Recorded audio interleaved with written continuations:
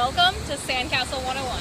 First thing you need to make is a column of sand using a hard pack method. So we'll need a shovel, some water buckets, and a form. This is a 5-gallon form. It's just a bucket without a bottom. And make sure you do top side down. It looks upside down, but it's tapered. So if you do it the other way, you can't pull it off. I'm going about halfway full with sand. I am making these funnels in there with the back end of my shovel. That just helps prevent any pockets of dry sand, makes it easier to mix. 2.5 gallons of water. There's no such thing as too much water. You can't add too much water. It's impossible.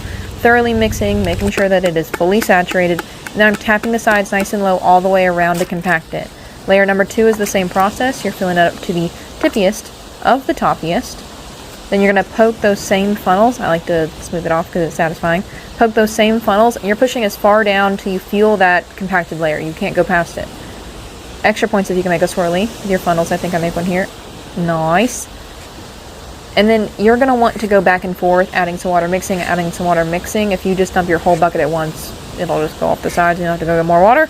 So again, thoroughly mixing. Dry sand is the enemy. You want to make sure it's fully saturated.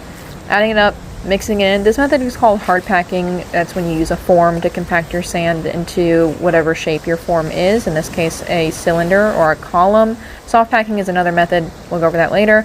Topping her off before I tap it out. And you see all those bubbles? You want to tap until you don't see any bubbles. And you also only want to tap while there's water in your form. If it runs out of water, do not tap. You are breaking apart the bonds that you just made. You are literally doing the opposite, and your sandcastle will fall. If you tap too hard on two sides, it creates this oval shape. You don't want that either, okay? We want circles, not ovals. So tap on the pointy sides to round it back out. And then all of this space you see above the sand is actually great. That means that's all the space that was compacted down, that you shimmied the sand into place. That is a good sign. And again, no such thing as too much water. It'll always just sink down. It'll always just flow down. Any extra water is going to sink down. And then remove the sand from the bottom, pop this off, and then you can carve it. So part 2 is going to be tools. I'm going to show you all of these beginner tools that we use in our sandcastle classes. Tool list available at sandcastle.com. Thanks so much. Love you. Bye.